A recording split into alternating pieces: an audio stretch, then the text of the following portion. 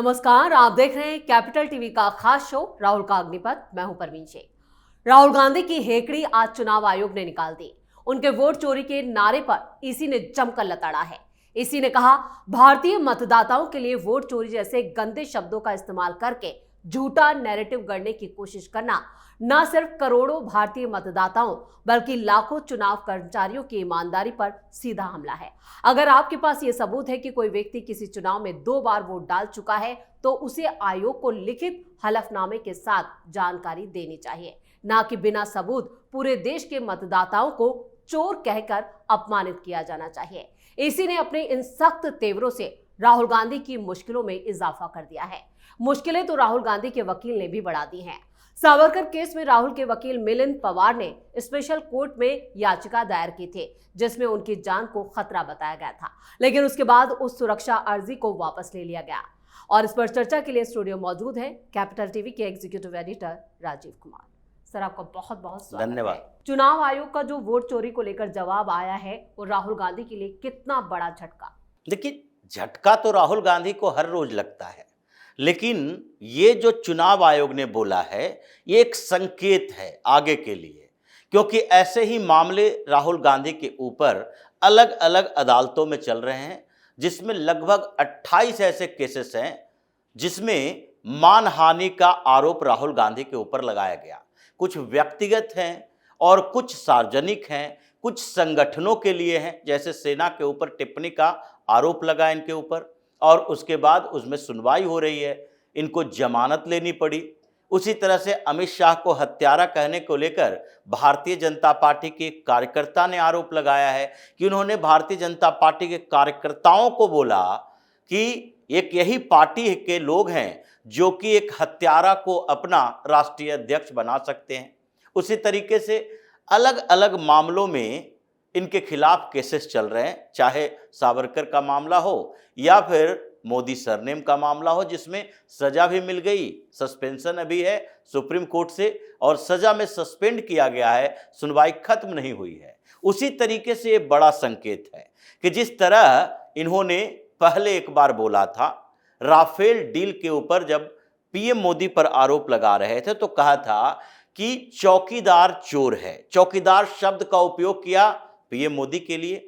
और उसी को लेकर सुप्रीम कोर्ट में याचिका दायर की गई थी। मीनाक्षी लेखी ने याचिका दायर की और याचिका में सीधे तौर पर कहा कि राहुल गांधी ने चौकीदार समुदाय के खिलाफ यह बात कही है और प्रधानमंत्री को भी चोर कहा है। बाद में सुप्रीम कोर्ट में इन्हें माफी मांगनी पड़ी और उसके बाद उस मामले से ये बाहर आए। तो ये चुनाव आयोग ने संकेत दिया है कि राहुल गांधी ने वोट चोरी की बात करके एक तरह तो मतदाताओं को ठगा,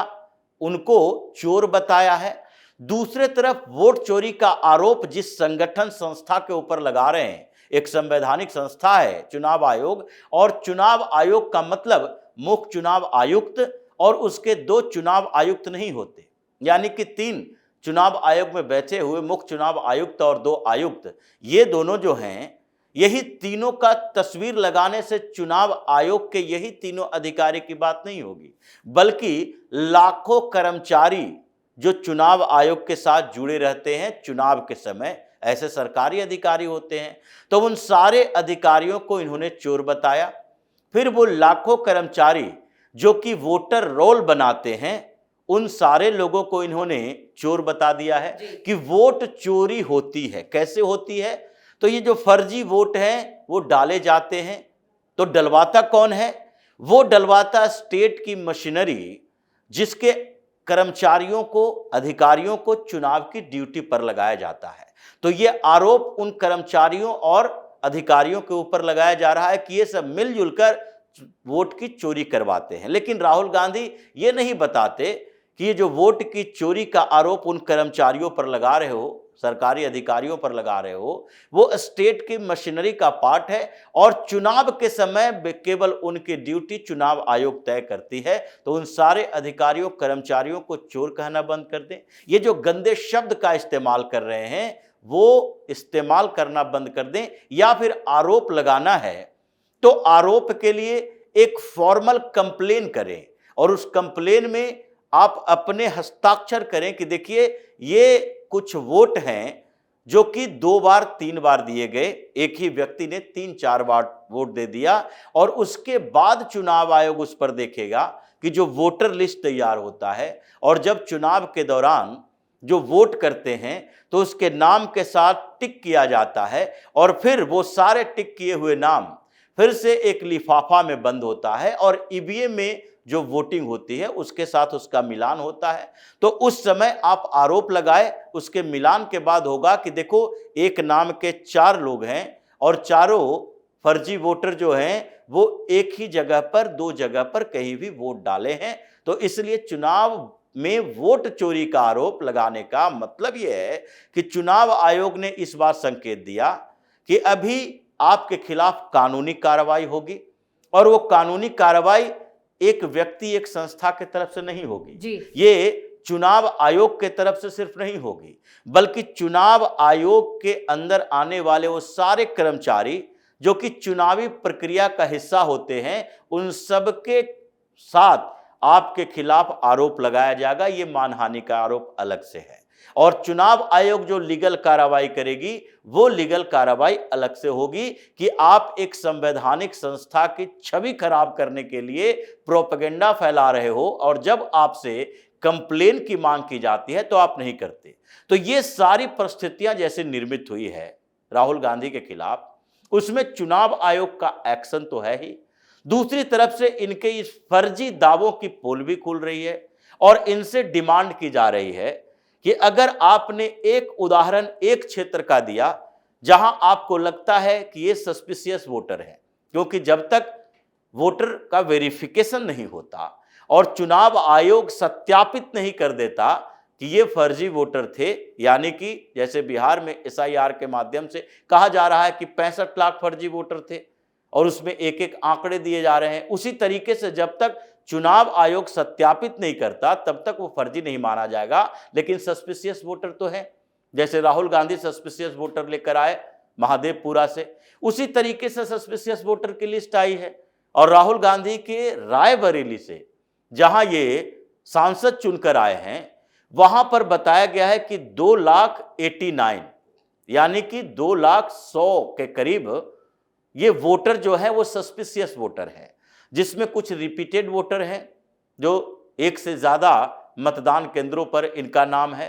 कुछ ऐसे वोटर हैं जो फर्जी मकान नंबर प्लॉट नंबर देकर बने हैं और इसकी लिस्ट लाई गई है। और राहुल गांधी से कहा गया कि जब आपने कहा कि जहां जहां फर्जी वोटर हैं या जहां वोट ऐड करवाए गए हैं उन क्षेत्रों में भारतीय जनता पार्टी के नेता जीत कर आए हैं तो वो गलत तरीके से जीते, तो उसी तरह से आपके क्षेत्र में ये 2 लाख वोटर फर्जी पाए गए हैं, इसका मतलब है कि आप भी फर्जी वोट से जीत कर आए हो तो पहले इस्तीफा दो। उसके बाद वायनाड की लिस्ट लाई गई कि आपकी बहन है प्रियंका वाड्रा जी। और प्रियंका वाड्रा ने जो वायनाड के उपचुनाव में जीत हासिल की उससे पहले आप ही जीते थे और उससे पहले भी आप जीते थे, तो वायनाड में 93,000 वोट जो है वो सस्पिशियस वोटर है जिसको फर्जी कहा जा सकता है, तो वहां से भी आपकी जीत है वो सस्पिशियस है। तो उनके प्रियंका वाड्रा के सांसदी के ऊपर एक्शन है, ये उनके खिलाफ ऐसे ही केरल हाई कोर्ट में मामला चल रहा है कि देखो भाई इन्होंने अपनी प्रॉपर्टी छिपाई है। रॉबर्ट वाड्रा ने कोर्ट में हलफनामा दायर किया है कि ये 20 साल पुराना केस है और इसमें कोई सबूत ऐसे नहीं है जिसके खिलाफ हम पर सजा का ऐलान किया जाए, घोषणा की जाए, लेकिन फिर भी ये सबूत तो है कि आपके पास इतनी प्रॉपर्टी है, आपके हस्बैंड के पास लग्जरियस फ्लैट हैं, अपार्टमेंट में आपने 58 करोड़ की हेराफेरी एक लैंड डील से की है, आपके दुबई में और लंदन में भी बंगले हैं जो संजय भंडारी के माध्यम से आपने पैसे भेजे थे और वहां खरीदारी की है, तो उनके हस्बैंड का पैसा उनका पैसा हुआ कि नहीं, उनकी प्रॉपर्टी हुई कि नहीं, क्योंकि चुनावी हलफनामा में तो ये सारे डिटेल दिए जाते हैं। तो प्रियंका वाड्रा के क्षेत्र में वोट चोरी, फिर सोनिया गांधी को लेकर कल से चल रहा है कि देखो भाई सोनिया गांधी ने कैसे वोट चोरी की थी, जब इनकी नागरिकता नहीं थी फिर भी वोटर लिस्ट में नाम आया, भले ही ये कांग्रेस की तरफ से कहा जाता रहा हो कि चुनाव आयोग की गलती थी जिसको बाद में सुधारा गया, लेकिन जब उस समय सोनिया गांधी के लिए चुनाव आयोग की मिस्टेक हो सकता है, जानबूझकर गलती नहीं की, तो दूसरे जगह भी ह्यूमन एरर हो सकता है। तो इसलिए ये वोट चोरी के मामले में एक तरफ इसके पूरे परिवार के ऊपर एक्शन चल रहा है, राहुल गांधी पर इसी का एक्शन है, और इस पूरे मामले में जिस तरह राहुल गांधी फंसते नजर आ रहे हैं, कुछ दिन के अंदर इनके सारे सांसदों की लिस्ट आएगी कि कहां कहां कितने वोट गड़बड़ हैं, और उन्हीं वोटों से जीत कर इनके सांसद आए हैं, जिसके बाद इनके सांसद ही इनके खिलाफ आएंगे कि कौन सा ऐसा मुद्दा ले आया जिसमें हम जैसे लोग भी फंसे हुए हैं। बिल्कुल, और सावरकर मामले में फंसे राहुल गांधी ने एक और बड़ी गलती कर दी, जिससे इनकी मुश्किलें और बढ़ गई हैं। जो अर्जी दी गई थी वो अर्जी फिर वापस क्यों ली गई? देखिए, अर्जी दी गई और इसने कहा कि नहीं, ये अर्जी वकील ने हमारे से पूछे बिना दे दिया था। अब ये मिस इन्फॉर्मेशन है, क्योंकि इन्होंने अर्जी तो उसी के आधार पर दिलवाई कि जान को खतरा है तो सावरकर पर टिप्पणी का मामला ही आउट कर दीजिए, कि वीर सावरकर पर हमने टिप्पणी की थी, वो अब कोर्ट में सुनवाई होती है, तो सुनवाई के दौरान फिर से इसकी चर्चा होती है, और चर्चा होने से सामाजिक व्यवस्था में जो बदलाव आता है उसके कारण हमें डर है कि हमारे ऊपर अटैक हो सकता है। और कुछ सांसदों का नाम भी दिया, उदाहरण भी दिया कि हमें आतंकी कहा गया, हमें परेशान किया गया, और इसलिए जब ये मुद्दा बढ़ गया, जब इनको लगने लगा, जब वकील को भी लगा कि हम किसके खिलाफ और किसके बारे में बात कर रहे हैं, हमने कोर्ट में अर्जी दी है कि राहुल गांधी के जान को खतरा है, तो राहुल गांधी तो लीडर ऑफ अपोजिशन है और उनके जान को खतरा है, ये पहले ही सरकार उनकी सुरक्षा की व्यवस्था कर चुकी है, उनके पास एसपीजी की सिक्योरिटी है, पहले एक सांसद थे, और सांसद रहने के बावजूद चूंकि इनके परिवार में खतरे ज्यादा रहे हैं, राजीव गांधी की हत्या हुई, इंदिरा गांधी की हत्या हुई, तो उसको लेकर भी प्रियंका वाड्रा को, राहुल गांधी को, सबको सुरक्षा मिला था, जेड श्रेणी की सुरक्षा भी है, तो इनके जो सुरक्षा है अधिकारी इनके बाद, तो उसके बावजूद अगर जान को खतरा है तो कोर्ट में आप क्या कहते कि और बड़ी सुरक्षा की व्यवस्था की जाए? तो इसलिए जब इनको लगा कि कोर्ट में एक्सपोज हो जाएंगे, तो उसके बाद ये सवाल उठने लगा दूसरी पार्टियों की तरफ से कि भाई राहुल गांधी इतनी सुरक्षा के बावजूद अपनी जान को खतरा बता रहे हैं, विक्टिम कार्ड खेल रहे हैं। तो इन लोगों ने फिर से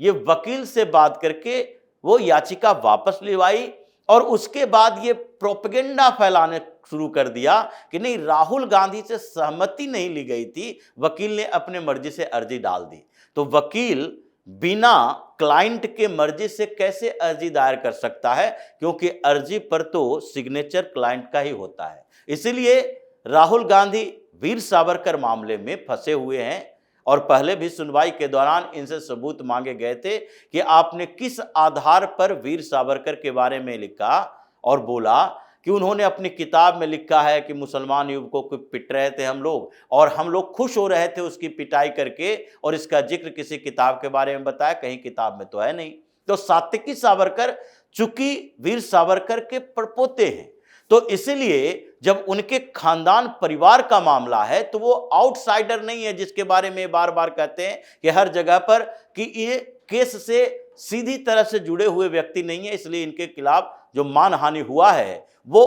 उनके ऊपर आरोप नहीं लगा सकते। ये पूरा का पूरा मामला उनके परिवार से है, इसलिए सजा इसमें भी हो सकती है, और इसलिए ये किसी तरीके से ड्रामा करके इस मामले को रफा दफा करने की कोशिश कर रहे हैं। इस तमाम जानकारी के लिए और सटीक विश्लेषण के लिए आपका बहुत बहुत धन्यवाद। चुनाव आयोग पर वोट चोरी का आरोप लगाने वाले राहुल गांधी और उनकी पार्टी खुद वोट चोरी में फंस गई है। राहुल गांधी से लेकर कर्नाटक सीएम सिद्धारमैया खुद वोटों की चोरी के आरोप झेल रहे हैं, और अब इसको लेकर चुनाव आयोग हरकत में भी आ चुका है, जिसकी उनकी दिक्कतें कई गुना और बढ़ने वाली हैं। वहीं सावरकर मानहानि केस में भी राहुल गांधी की जमकर फजीयत हो रही है। इस खास शो में इतना ही। वीडियो कैसा लगा कमेंट करके अपनी राय जरूर दें। वीडियो को लाइक करें, शेयर करें और कैपिटल टीवी को सब्सक्राइब जरूर करें। धन्यवाद।